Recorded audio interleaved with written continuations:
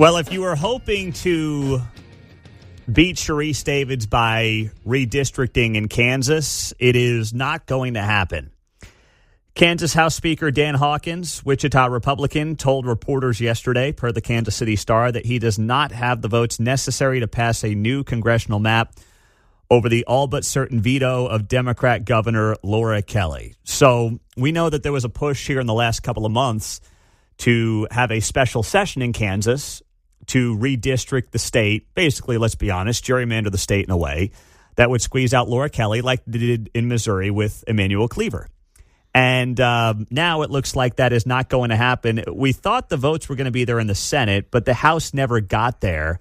And now it looks like they will have to basically either one of two things: wait for a Republican governor to come in 2027 and do it then, or just wait until redistricting naturally happens after the next census in 2030. Seems like a good idea because we got busy gerrymandering a Starbonds district. Been busy playing with maps, haven't we? Yeah, I think they've screwed up enough maps for 1 year. How about that? Yeah. Okay. But now, I was thinking about it too when I saw the story here this morning. There has been not a single name that I've heard come up to run against Sharice Davids that's like a legitimate name. It's not a swing district anymore. It's not. As long as she's there, and probably long after she's gone, it's a blue district. And there's no evidence to suggest that it's changing. That's why, I'm going to tie this in very briefly to the Chiefs' plans in Wyandotte County and then also in Olathe, where they want to have their corporate headquarters and their training facility, and they want to have mixed use, which means what? Apartments, right? The same Kansas Republicans who complain about the power shift in Johnson County, it's growing as a percentage of the state's population because the rural areas are shrinking. Johnson County is growing very quickly. And a lot of that is because of the bad apartment policies of the cities and the county. And now the Republicans at the statewide level were dumb enough to play along in that game because they view themselves as somehow saving the Chiefs.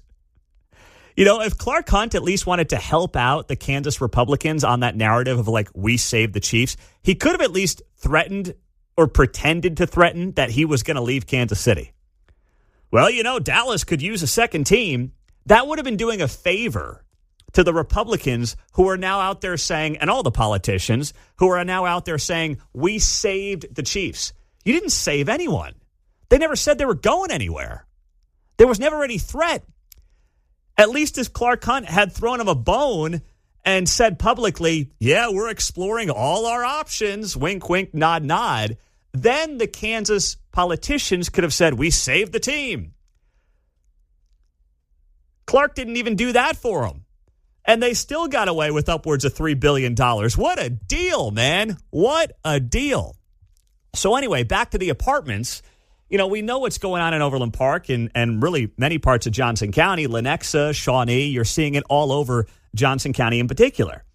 And it's not the reason, to be clear, it's not the reason that Sharice Davids is winning elections. She's got a pretty sharp team around her. I'll give her that much. She knows how to continue to pretend like she is middle of the road. And yes, there is a leftward lean in the county that is definitely cutting in her favor. But the Kansas Republicans who complain about the makeup of the state are actually helping Johnson County by helping the Chiefs gain more power, gain more population, and jam more apartments into likely Wyandotte County and also Olathe. And Wyandotte County officials are playing that game. That's not surprising to me. It's disappointing to know that Olathe officials are playing that game. I mean, Olathe, I guess, is trying to compete with Overland Park to see who can jam in more apartments on a per capita basis annually than the other. That's the game that appears to be getting played by Olathe, and it's wildly disappointing. I mean, at least try to get some condos in there. At least try to get some ownership into some of these mixed-use developments. Ownership is the key. Ownership leads to a less transient population. It leads to people feeling like they're being a part of a community. They have skin in the game. They're not just in another rental property. If there's any message to these leaders on what appears to be, in my estimation, a boondoggle of a deal, at least try to get yourself some ownership and condos into these air quotes mixed-use facilities that are going to be part of the equation.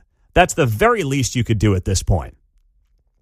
And I'm not going to hold my breath on it. I'd love to, once again, like I was saying to the last caller, I'd love to be wrong about the makeup of what the new stadium's going to look like and how it's going to feel.